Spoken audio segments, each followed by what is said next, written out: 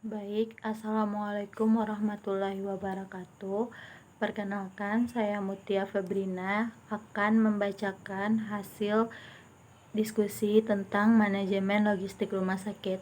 Pertama, kita akan melihat tentang definisi manajemen rumah sakit. Istilah manajemen logistik rumah sakit didefinisikan oleh Aditama tahun 2003, yaitu ilmu pengetahuan serta proses mengenal, perencanaan, dan penentuan kebutuhan, pengadaan, penyimpanan, penyaluran, dan pemeliharaan, serta penghapusan materi atau alat-alat. Kemudian pengertian manajemen logistik menurut Bowersox tahun 2004 adalah proses pengelolaan yang strategis terhadap pemindahan dan penyimpanan barang, suku cadang, dan barang jadi para supplier di antara fasilitas-fasilitas perusahaan dan kepada para pelanggan.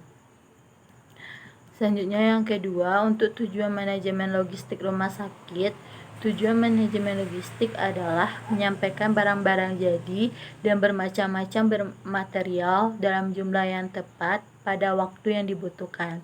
Keadaan-keadaan yang dapat dipakai ke lokasi di mana ia dibutuhkan dan dengan total biaya yang terendah.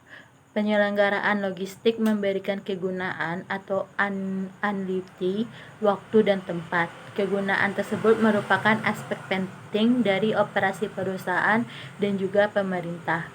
Sejalan dengan pengertian manajemen logistik menurut Aditama, maka tujuan manajemen logistik mempunyai 3 tujuan, yaitu yang pertama, tujuan operasional, agar tersedia barang serta bahan dan jumlah yang tepat dan mutu yang memadai. Terus yang kedua, tujuan keuangan. Tujuan keuangan meliputi pengertian bahwa upaya tujuan operasional dapat terlaksana dengan biaya yang serendah-rendahnya.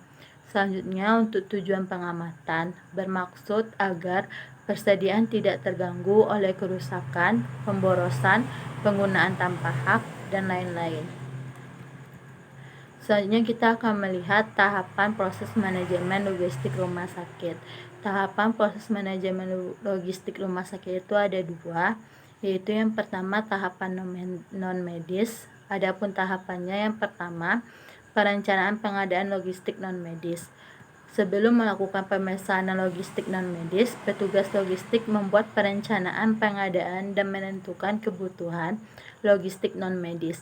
Perencanaan ini dimaksud untuk menentukan jenis logistik non-medis yang dibutuhkan dan akan dipesan, berapa jumlah pesanannya, kemana akan dipesan, kemudian harganya berapa, dan potongan harga yang diberikan.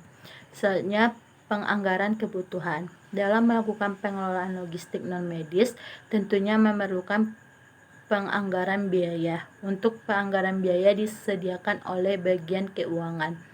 Selanjutnya, untuk cara pengadaannya, pengadaan logistik non-medis dilakukan dengan pemesanan atau pembelian secara langsung. Kemudian kita akan melihat tahapan medis. Adapun tahapannya yang pertama, ruang instansi atau bagian rumah sakit yang membutuhkan barang harus sesuai dengan keadaan sebenarnya.